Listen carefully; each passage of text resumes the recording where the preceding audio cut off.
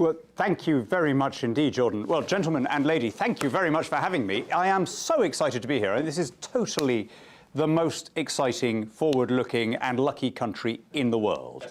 And it really is. But believe me, this is not something I say to all the girls, right? I'm not going to say this in California when I get there tomorrow. I just want you to consider what is going on here that makes it so incredibly different from everywhere else. So I was at the office of the New Zealand Initiative this afternoon, and they were all moaning, as think tanks are supposed to do, right? So the role of a think tank is to grumble about the government.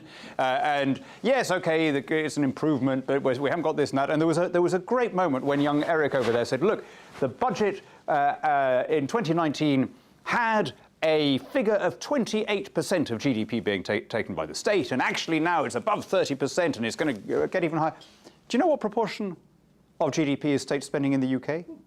49%, right? The world would swap its problems for your problems. I say this every time I come here, right? On almost every level. This is an incredibly happy, lucky, and blessed country. And particularly today, I mean, I'm really excited to see all the coalition partners around this table. I'm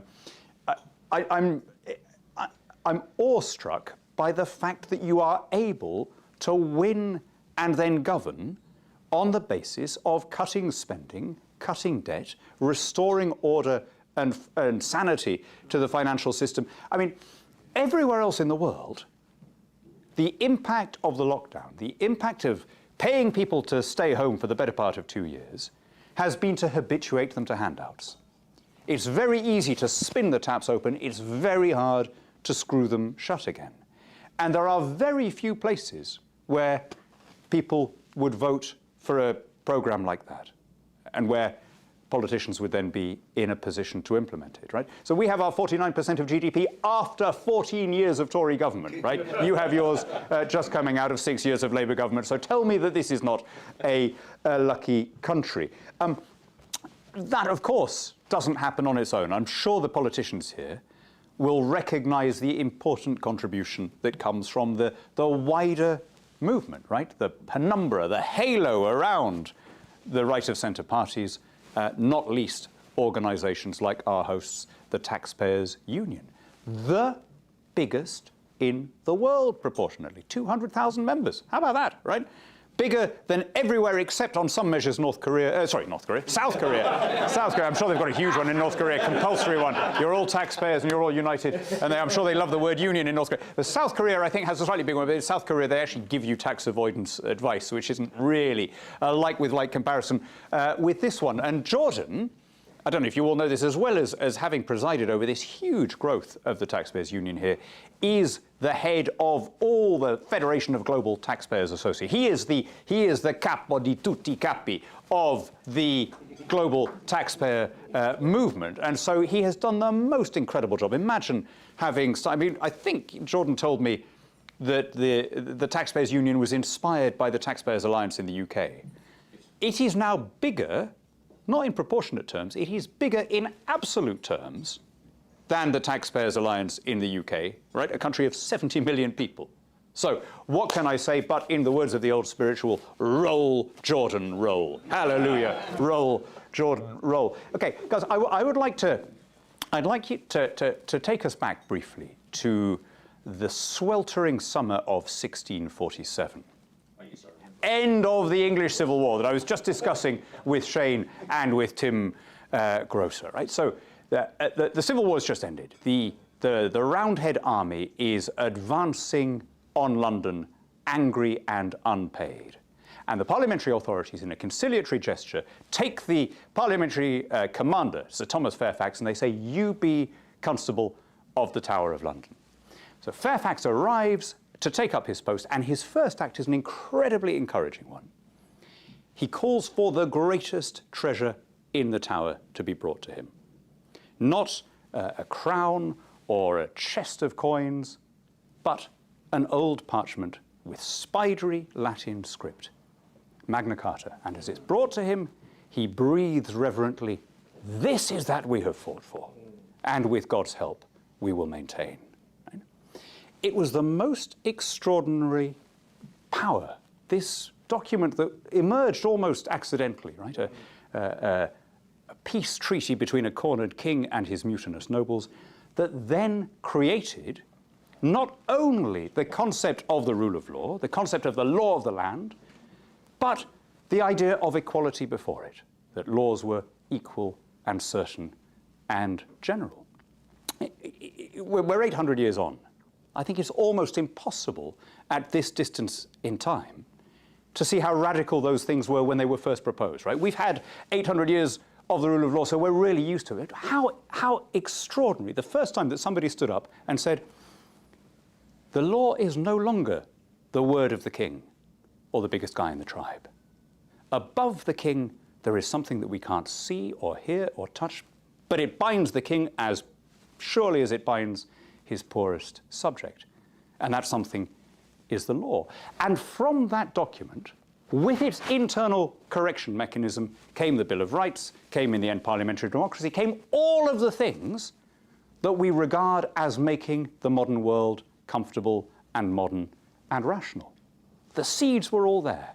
Habeas corpus, uncensored newspapers, equality between men and women, jury trials, all of those things come from that tradition and were largely adumbrated in the language in which you're now listening to my words. We talk about them as universal rights, right? But just imagine if we, English-speaking democracies, had not stood together and enforced them with force of arms against authoritarian and autocratic challenges, would we still call them universal? Imagine that the Second World War had ended differently. Imagine that the Cold War had ended differently. There'd be nothing universal about them then. Now, you've all worked out why I'm talking about treaties, right? Here we are in the middle of forming this government. I think Magna Carta is a foundational document for all of the Anglosphere democracies. I think it's our shared heritage, kind of regardless of where our grandparents were born, right? Once you are in these countries, this becomes part of your patrimony. But of course, New Zealand has a second founding treaty, and it too arguably was an almost accidental treaty that came out of a specific historical moment. And yet think of how extraordinary it was at the time. You know, 1840 is a unipolar world in a way that we have never known. It was that unbalanced. Here you have the supreme power coming across a place that has been so isolated that no one's really needed to have a concept of sovereignty before, because sovereignty means somebody else. And the treaty provides, not perfectly, but extraordinarily for its time, for equality, for people to be treated the same way, and for justice, end of slavery and so on. Now, was it ideal? No, look, nothing in this life is perfect. Was it breached? Yeah, without question. I don't think anyone around this table is going to deny that. But exactly like Magna Carta, it had a correction mechanism that provided a way for wrongs to be righted, or at least for grievances to be redressed. The last time I was here, I was with my family on holiday, and I went to Waitangi. And I took my family, they have this fantastic thing where you go for a hangi. And the guides said, now, we were a kind of group of tourists. They said, now, one of you is going to be sort of challenged, and you've got to respond with a speech. And being a tourist, everyone was supposed to go, no, no, no. So they said, how about you, sir? I said, yeah, I think I can manage that. My children were going, no, no, no, not him. No, no, no, anyone but him. So we went around, and we had the challenge and so on. And then they said, right, now's your moment to speak.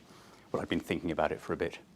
So I gave them 25 minutes on the Maori contribution to the two wars. And if I say so, guys, I was on really good form that day. By the time I got onto the contributions of the 28th Maori Battalion in Tunisia, I was almost in tears, and the guides were in tears. Oh, I never knew that, mate. That was amazing. But the reason I tell you that is because it was, for all of that period, it was still seen as an extraordinary thing that we'd come together, whatever the heritage of people in these islands, that they'd come together in the name of ideals that elevated, as Magna Carta, the rules above the rulers and that elevated the individual above the collective. And the Maori, just like the non-Maori contributions to the two war efforts, I think had this sense at the back of their minds that people who were prepared to cross the world and take up somebody else's fight, that they were defending a system that was better than the alternative.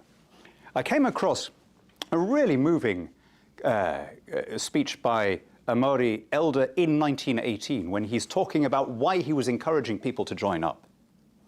And I'm going to quote it in full. I committed it to memory. He said, "We know of the Samoans our kin. We know of the natives of German East Africa and German West Africa, and we know of the extermination of the Hereros, and that is enough for us.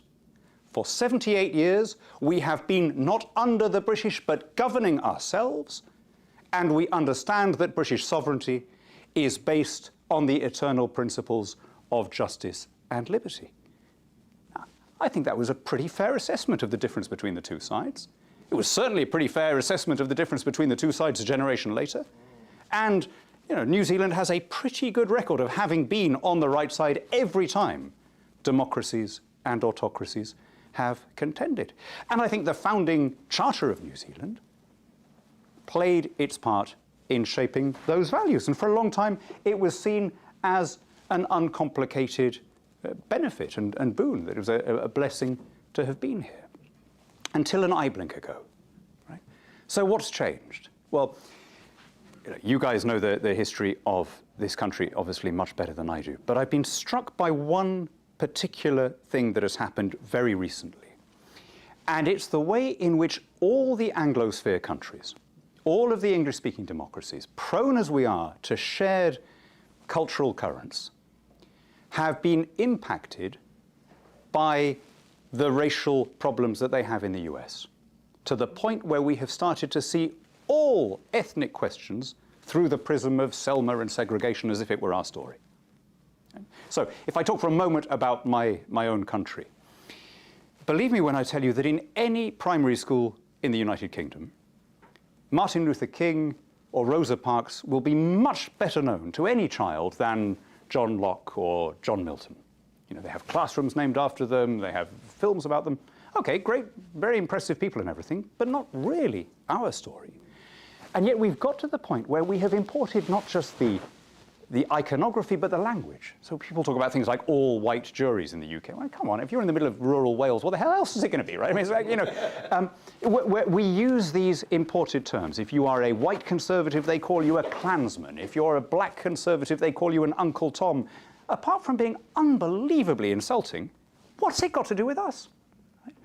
And this bizarre importation reached its climax for me in the summer of 2020, when we repeatedly watched white British BLM supporters shouting in their cosplaying way, "Hands up, don't shoot," at unarmed metropolitan policemen, right? We have completely come to see this as if we were now, in a way I think it's really funny, but on another level it's really not funny. If you were suppose you were a small black British child, just kind of getting the news on the periphery of your vision, aged 3, 4, 5, wouldn't you grow up thinking, oh, maybe all these policemen are going around shooting people who look like me? Right? We're importing needlessly a problem that is nothing to do with us at all. And I think that the same has happened in all of the other Anglosphere democracies. We've taken a US quarrel and we've mapped it, however implausibly, onto the different contours of our own national conditions. So in Canada, it's taken the form of this row over the imagined genocide, which has become a culture war beyond any fact or reason. In Australia, obviously, it took the form of the recent referendum. Here, obviously, it's been about the treaty, as you guys know better than I do. But I think we should be careful not to make problems where they don't exist, not to create difficulties where we don't have them. And I think there's been an issue here where frankly, both judges and politicians have been creating problems by going beyond the text of a successful treaty and adding, let's say, ruling on the basis of what they think it ought to have said rather than what it actually says. Let me make... It's extraordinary, isn't it? I mean, let me say one other thing, if I may, just, and I'll finish on this, about the danger of tribalism, which is ultimately what all this is about, right? Because we're moving away from the idea of equal citizenship before the law. We are introducing, or reintroducing, I should say, the idea of being defined by birth or caste or ancestry or physiognomy. My problem with that is not that it's kind of ridiculous and absurd and, you know, political correctness gone mad and harumph. I think that misses the danger. The real danger is that it's horribly plausible. Because until an eye blink ago, it is how all human societies operated. We're a tribal species. We evolved in kin groups. The oldest ethic for a hunter-gatherer species like ours is my clan good, your clan bad. Vendetta and blood feud were the norm in almost every society. Hunter-gatherer, then agrarian, until what? A couple of hundred years ago. 400 at the most. And so the danger of this identity politics is that it takes us back to these pre-Enlightenment times. It's only skin deep that we have this civilization. It's only because we've been habituated, taught, educated. Right? Think of what's happening. Think of how our societies are being now divided over the quarrels in Israel and Gaza. Think how tribally that's happening. I suspect this is true in New Zealand, certainly true in the UK. If you tell me where somebody stands on climate change, BLM, trans rights, I can tell you with probably an 80% accuracy rate whether they will back Israel or Palestine, right? It's kind of weird if you think about it, right? Right, because we have tribalized it. Because tribe here, in a modern society like ours, is no longer defined by consanguinity or religion. It's defined by who is in the perceived victim group. Are you an oppressor? Are you, right? So if you are pro-BLM or you're pro-trans, you just look for who are the designated victims here, and you don't look any closer. I think this is actually incredibly dangerous. We've divided over foreign policy before. We divided over foreign policy a generation ago with Iraq, and a generation before that with Vietnam. A generation before that with Spain, you could say, right? But never with this vitriol, never with this sense that your opponents are kind of personally threatening to you. This is new and highly dangerous because it's based on tribal affinity rather than on engagement with the issue. I'll give you an example from the Holy Land, just to see that the Old Testament is incredibly full of genocide. You know, to a degree that you wouldn't, it's quite shocking when you read bits of it, right? But actually it's not shocking, because if you think about all human societies were organized that way until an eye blink ago, right? So whether it was written in, I don't know, 14th century BC Canaan or in 6th century BC Babylon or whatever it was, they would reflect the values that everybody had at that time. But one story that just really leapt out at me as a shocking one. We all tend to forget it. It's in the book of Samuel. There's a famine, and David is the king at the time. So David says, what do I do to stop the famine? You remember that David had a sort of hotline to the Almighty. They talked all the time. And God says, this is because you carry the blood guilt, is the word they use in the Authorized Version. You carry the blood guilt for the crime of your predecessor, Saul, who broke a treaty to attack these people called the Gibeonites. Right? So David goes to the Gibeonites and says, what do I need to do to make this good? And the Gibeonites say, just give us 7 of Saul's grandchildren and we will torture them to death. And so David hands them over and they are duly executed and the famine ends, right? Now, I hope what you are all shocked by in that story is what I'm shocked by, which is like, what have the grandchildren done wrong? Yeah? But my point is, my friends, we are highly unusual in thinking like that. We are products of an extraordinary education system that has taught us to transcend our tribal feelings and to recognize this feeling, that this precept that doesn't come naturally, which is that every human being is individually accountable, that we are answerable for good or ill for our own actions and behavior, and that we don't get a special pass because of who our grandfather was or because we're in a particular caste or tribe. Right?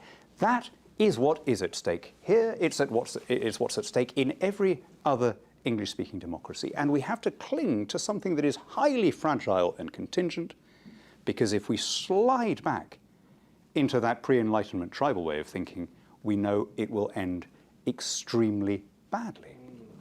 When I see those mobs on our war memorials in the UK, I think, well, actually, the amazing thing is that we had hundreds of years where people didn't do this because we felt we had in common enough, one with another, regardless of where we were from.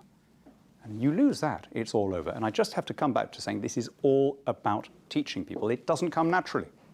It's the easiest thing in the world is to think of yourself in sectional or caste terms.